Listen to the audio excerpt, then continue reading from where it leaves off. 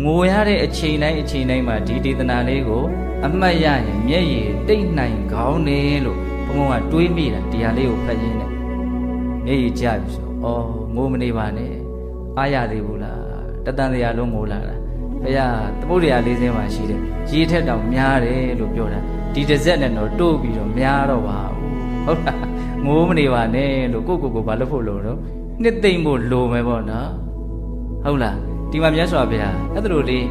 သမုဒ္ဒရာလေးသိမ်းမှာရှိတဲ့ရေကနဲတယ်ဒုက္ခနဲ့တွေ့လို့ငိုရတဲ့မြေတွေကများတယ်လို့ပြောပြီးတဲ့နောက်မှာနောက်ဆုံးပါတာလေးပါပြောတော့အဲ့ဒါလေးကအဓိကအချက်ကလေးပေါ့နော်ကိန်းကရဏအမတုံပမစ္စတိဒီသဘာဝတွေဒီလိုဖြစ်ခဲ့တာ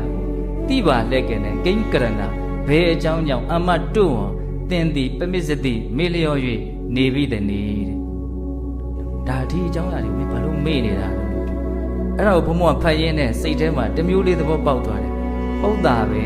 လို့ဒါတွေကိုမေ့နေလို့ဒါအခုကိစ္စတွေကိုအရေးကြီးထင်ပြီးတော့ငိုနေတာငကိုယ်တော့ကငိုခဲ့ရတဲ့ကိစ္စတွေငိုခဲ့တဲ့အနေအထားတွေကိုပြန်ပြီးတော့မြတ်အမှတ်ရမယ်ဆိုရင်ဒီကိစ္စကဒီလောက်ငိုစရာကောင်းမှာမဟုတ်ဘူး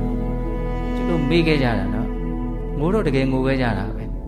နော်အရင်ဘဝကလည်းငိုခဲ့တယ်အရင်ဘဝကလည်းငိုခဲ့တယ်တကယ်ကိုအကြီးအကျယ်မြည်ကြီးမှလူလှိမ့်ပြီးတော့ငိုခဲ့တယ်ငိုရင်းနဲ့သေခဲ့တဲ့ဘဝတောင်ရည်တွက်နိုင်မှာမဟုတ်အဲ့ဒါလေးကျုပ်တို့ဘာဖြစ်ပြလိုက်တာတော့မေ့ပလိုက်တာ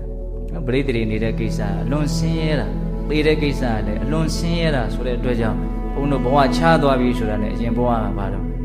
အမေကြီးမေ့ပြလိုက်တာပြန်စဉ်းစားလည်းမပေါ်တော့တကယ်လို့သာအရင်ဘဝငိုခဲ့တာတွေကိုမြန်ဘုန်းတို့ပြန်ပြီးတော့သိနိုင်မယ်မြင်နိုင်မယ်အမှတ်ရနိုင်မယ်ဆိုလို့ရှိရင်အများကြီးတန်ဝေကရနိုင်စရာအကြောင်းမရှိဘူးလားရှိတယ်လို့အဲ့ဒါကိုစဉ်းစားရင်းနဲ့တစ်ဆက်တည်းဘုံဘဝဘာတွေးမိတော့ဆို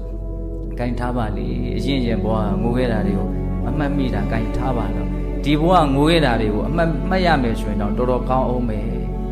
ဒါလည်းယောဂီတို့ဘုံဘဝကိုတွေးတာလေးကိုမျှဝေကြည့်တာပါဒီဘဝလည်းပဲချိန်မုံများဆိုငိုခဲ့ဘူးလား